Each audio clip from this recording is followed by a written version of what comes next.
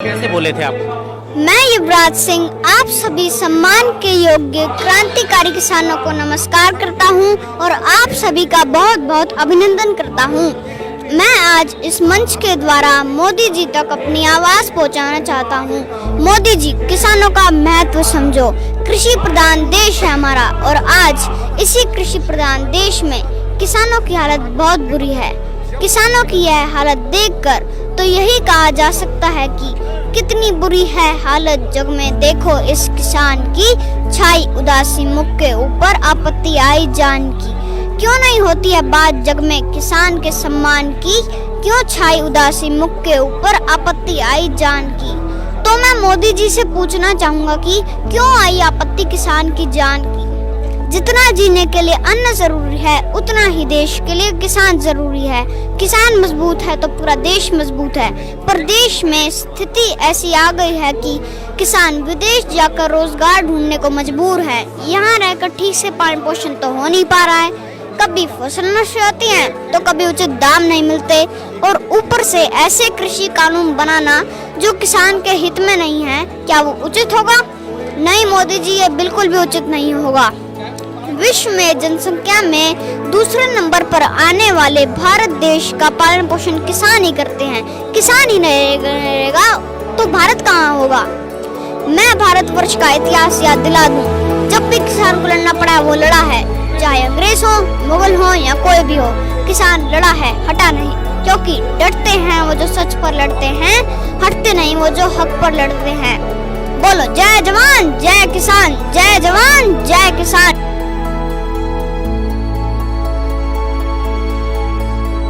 वो स्टेज पे बोला था, अभी काफी ताड़ियां भी पड़ी। हाँ जी, हाँ जी। तो हम यही कहना चाहेंगे मोदी जी को कि किसानों की जो ये मांगे हैं इनको जरूर जल्दी से जल्दी मांगे। किसी को भी तकलीफ ना हो। किसान में से कोई भी बंदा ऐसा कोई काम नहीं कर रहा है जो किसी दूसरे को तकलीफ हो। ना ही यहाँ पे कोई कोरोना का डर है। हम खुद कुंडली गांव से, यहीं पे पास में ही कुंडली गांव है। हम पूरा सहयोग करते हैं और जब तक किसान यहाँ पे बैठेंगे हम यूं ही सहयोग करते रहेंगे। ये लोग हैं पंजाब के, बड़ी मेहनत कर रहे हैं, हम इनके साथ हैं, पलकों में बैठा कर रखेंगे। हरियाणा पंजाब का ताज है। चैनी नहीं बड़ी जो बीजेपी से लगे हुए लोग हैं। एक एकड़ का वो जमींदार नहीं है, वो 4 आदमी इकट्ठे करते हैं, ट्रैक्टर के साथ खड़ा करते हैं कि बड़ा अच्छा कानून है। वो उनके ही आदमी है, उनके ही दलाल है वो। बाकी सब किसान जो इससे परेशान है को समझ आ गई है। पहले इस बात का सबको पता नहीं था भाई ये तो किसान का ही है। किसान का नहीं, ये सर्व जितने भी आदमी किसी भी धर्म का है, जाति का है, ये सबको नुकसान होने वाला है। ਤੁਸੀਂ ਚੱਕਦੇ ਟੀਵੀ ਦੇਖ ਰਹੇ ਹੋ ਤੇ ਮੈਂ ਹਾਂ ਗੁਰਵਿੰਦਰ। ਕਿਸਾਨੀ ਸੰਘਰਸ਼ ਲਗਾਤਾਰ ਜਾਰੀ ਹੈ। ਵੱਖ-ਵੱਖ ਤਸਵੀਰਾਂ ਤੁਹਾਨੂੰ ਲਗਾਤਾਰ ਅਸੀਂ ਇਸ ਸੰਘਰਸ਼ ਦੀਆਂ ਦਿਖਾ ਰਹੇ ਹਾਂ। ਸਾਡੇ ਨਾਲ ਕੁੰਡਲੀ ਬਾਰਡਰ ਦੇ ਜਿਹੜੇ ਸਰਪੰਚ ਨੇ ਉਹ ਨੇ, ਗੱਲਬਾਤ ਕਰ ਲੈਂਦੇ ਆ। ਉਹਨਾਂ ਦੇ ਨਾਲ ਇੱਕ ਬੱਚਾ ਵੀ ਹੈ ਤੇ ਬੱਚੇ ਨੇ ਸਟੇਜ ਦੇ ਉੱਤੋਂ ਬੜੀ ਦਿਲ ਖਿੱਚਵੀਂ ਤੇ ਜਿਹੜੀ ਤਸਵੀਰ ਉਹ ਪੇਸ਼ ਕੀਤੀ ਤੇ ਇਸਨੇ ਬੜੇ ਹੌਸਲੇ ਦੇ ਨਾਲ ਸਪੀਚ ਦਿੱਤੀ ਜਿਹੜੀ ਤੁਸੀਂ ਸੁਣੀ ਹੋਵੇਗੀ।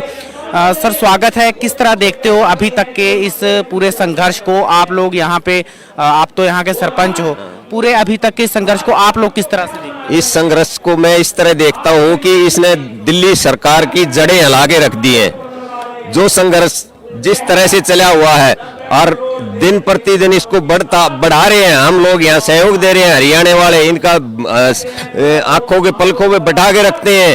किसी चीज की यहाँ कोई दिक्कत नहीं होने देते। रहने की, खाने की, सोने की, नहाने की, गर्म पानी से नहलाना, सबकी सेवा करना, सबके पैर दबाने। रात को बूढ़े माता बहनें आए हैं और इस पे डटे रहेंगे जब तक मोदी जी ये तीनों काले कानून खत्म नहीं करेंगे, जब तक यही डटे रहेंगे। आज 1.5 महीने के करीब समा हो गया है। आप लोगों को भी परेशानियां आ रही होंगी आने जाने में। क्या आपको फील होता है कि आपको प्रॉब्लम है? कोई परेशानी नहीं होती, सब लोग सहयोग कर रहे हैं, किसी को कोई परेशानी नहीं है। इन तीनों काले कानून से किसान, मजदूर, सभी समाज परेशान है कि आने वाले समय में ये महंगाई हो जाएगी, 100 रुपए किलो आलू हो जाएगा। सब लोगों को समझ आ गई है। पहले इस बात का सबको पता नहीं था भाई ये तो किसान का ही है। किसान का नहीं, ये सर्व जितने भी आदमी किसी भी धर्म का है, जाति का है, ये सबको नुकसान होने वाला है।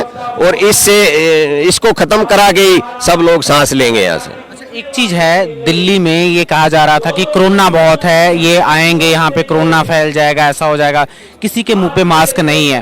क्या जब यहाँ पे लोगों ने यहाँ प्रोटेस्ट शुरू किया, जब पंजाब के और हरियाणा के लोगों ने आकर, तो आप कुंडली के सरपंच हो, आपको आकर किसी ने शिकायत नहीं करी? नहीं, हमें किसी ने शिकायत नहीं की, ना यहाँ हमारे गांव में कोई भी मरीज है कोरोना का, और ना ही कोरोना से किसी को कोई दिक्कत आई है। इसमें जो बैठे हैं संघर्ष में लोग, किसी को भी। अच्छा, अभी तक 1.5 महीना हो गया है, आप यहाँ के सरपंच हो, आपको कोई शिकायत मिली है? कोई शिकायत नहीं मिली।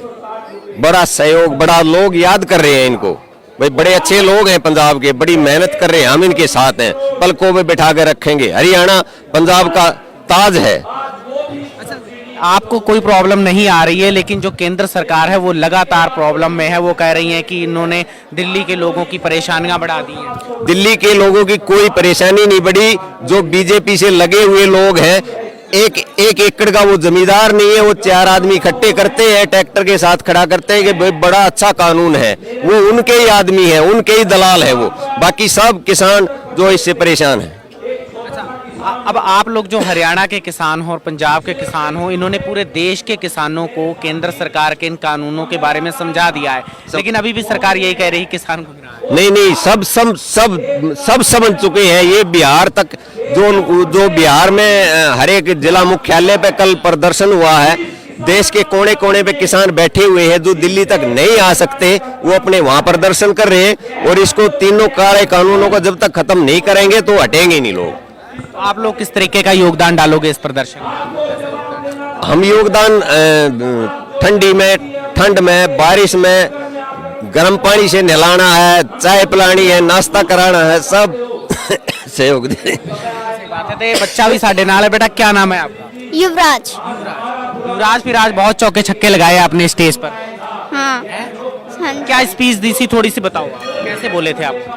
मैं युवराज सिंह आप सभी सम्मान के योग्य क्रांतिकारी किसानों को नमस्कार करता हूं और आप सभी का बहुत बहुत अभिनंदन करता हूं। मैं आज इस मंच के द्वारा मोदी जी तक अपनी आवाज पहुंचाना चाहता हूं। मोदी जी, किसानों का महत्व समझो। कृषि प्रधान देश है हमारा, और आज इसी कृषि प्रधान देश में किसानों की हालत बहुत बुरी है। किसानों की यह हालत देखकर तो यही कहा जा सकता है कि कितनी बुरी है हालत जग में। देखो इस किसान की, छाई उदासी मुख के ऊपर, आपत्ति आई जान की। क्यों नहीं होती है बात जग में किसान के सम्मान की? क्यों छाई उदासी मुख के ऊपर, आपत्ति आई जान की? तो मैं मोदी जी से पूछना चाहूँगा कि क्यों आई आपत्ति किसान की जान की? जितना जीने के लिए अन्न जरूरी है, उतना ही देश के लिए किसान जरूरी है। किसान मजबूत है तो पूरा देश मजबूत है।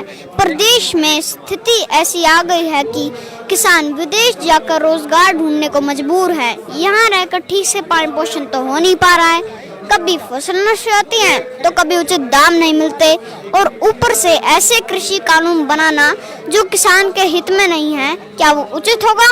नहीं मोदी जी, ये बिल्कुल भी उचित नहीं होगा। विश्व में जनसंख्या में दूसरे नंबर पर आने वाले भारत देश का पालन पोषण किसान ही करते हैं। किसान ही नहीं रहेगा तो भारत कहाँ होगा? मैं भारतवर्ष का इतिहास याद दिला दूं। जब भी किसान को लड़ना पड़ा वो लड़ा है, चाहे अंग्रेज हो, मुगल हो या कोई भी हो, किसान लड़ा है, हटा नहीं। क्योंकि डटते हैं वो जो सच पर लड़ते हैं, हटते नहीं वो जो हक पर लड़ते हैं। बोलो जय जवान जय किसान, जय जवान जय किसान। ये चीजें आपको सिखाई किसने, कैसे पता? मम्मी ने। ठीक है, आपको पता है कि ये जो कानून है वो किसानों के खिलाफ है ना? आपको इतनी अच्छी स्पीच दी है, जो आपका छोटा सा दिमाग है उससे आपने इतने लोगों की तालियां जो हैं वो बटोरी हैं। किस तरह देखते हो आप इसको? कैसा लगता है, कैसा फील होता है? बहुत बुरा लगता है कि देश के किसान यहाँ बैठे हैं, ये सरकार मान क्यों नहीं लेती। ठीक है, तो ये बच्चा सीखा, तो मैम आपने इनको सिखाया? हाँ जी, मैंने सिखाया है अपने बच्चे को ये। हाँ जी, क्या और अच्छा, आपका बच्चा जो है वो स्टेज पे बोला था, अभी काफी ताड़ियां भी पड़ी। हाँ जी, हाँ जी। तो हम यही कहना चाहेंगे मोदी जी को कि किसानों की जो ये मांगे हैं इनको जरूर जरूर जल्दी से जल्दी मांगे, किसी को भी तकलीफ ना हो। किसान में से कोई भी बंदा ऐसा कोई काम नहीं कर रहा है जो किसी दूसरे को तकलीफ हो, ना ही यहाँ पे कोई कोरोना का डर है। हम खुद कुंडली गांव से, यहीं पे पास में ही कुंडली गांव है, हम पूरा सहयोग करते हैं और जब तक किसान यहाँ पे बैठेंगे हम यूं ही सहयोग करते रहेंगे, इनको ये पूरा सहयोग देंगे, अपना जो भी हमसे बन पड़ेगा हम पूरा सहयोग देंगे। आप तो दिल्ली के रहने वाले और कुंडली के रहने वाले, अभी मैंने आपके परिवार से भी बात करी है, किस तरह आप लोग देखते हो यहाँ पे जो लोग हैं उनकी वजह से कोई प्रॉब्लम तो नहीं है? नहीं नहीं, उनकी वजह से कोई प्रॉब्लम नहीं है, बिल्कुल शांति से ये अपना काम कर रहे हैं, किसी को कोई परेशानी नहीं हो रही है किसी भी तरीके की। आने जाने का भी सब अपने आप से मैनेज कर पा रहे हैं, ऐसा कुछ नहीं है। जाने के लिए भी है, रोड खाली भी है, एक साइड से खाली भी पड़ा है, किसी को अगर कहीं तक पहुंचना है तो वो इजीली जा सकता है, कोई ऐसी दिक्कत वाली बात नहीं है। ਠੀਕ ਹੈ ਤੇ ਇਹ ਜਿਹੜਾ ਪਰਿਵਾਰ ਸੀਗਾ ਉਹ ਸਰਪੰਚ ਦਾ ਹੈ ਜਿਨ੍ਹਾਂ ਦੇ ਨਾਲ ਆਪਾਂ ਗੱਲਬਾਤ ਕੀਤੀ। ਲਗਾਤਾਰ ਕਿਸਾਨੀ ਸੰਘਰਸ਼ ਜਾਰੀ ਹੈ ਤੇ ਉਹ ਛੋਟੇ ਬੱਚੇ ਦੀ ਤਸਵੀਰ ਵੀ ਤੁਹਾਡੇ ਤੱਕ ਲੈ ਕੇ ਆਏ ਆ ਜਿਸ ਨੇ ਬੜੇ ਹੀ ਖੂਬਸੂਰਤ ਸਪੀਚ ਜਿਹੜੀ ਹੈ ਉਹ ਸਟੇਜ ਤੋਂ ਕੀਤੀ। ਉਸ ਤੋਂ ਬਾਅਦ ਇਸ ਮਾਧਿਅਮ ਰਾਹੀਂ ਵੀ ਉਹਨੇ ਚੱਕ ਦੇ ਟੀਵੀ ਦੇ ਮਾਧਿਅਮ ਰਾਹੀਂ ਵੀ ਜਿਹੜੀ ਹੈ ਕੋਸ਼ਿਸ਼ ਕੀਤੀ ਦਰਸ਼ਕਾਂ ਨੂੰ ਤੱਕ ਆਪਣਾ ਸੰਦੇਸ਼ ਜਿਹੜਾ ਉਹ ਪਹੁੰਚਾਉਣ ਦੀ। ਲਗਾਤਾਰ ਕਿਸਾਨੀ ਸੰਘਰਸ਼ ਜਾਰੀ ਹੈ ਤੇ ਲਗਾਤਾਰ ਤੁਸੀਂ ਬਣੇ ਰਹੋ ਚੱਕ ਦੇ ਟੀਵੀ ਦੇ ਨਾਲ।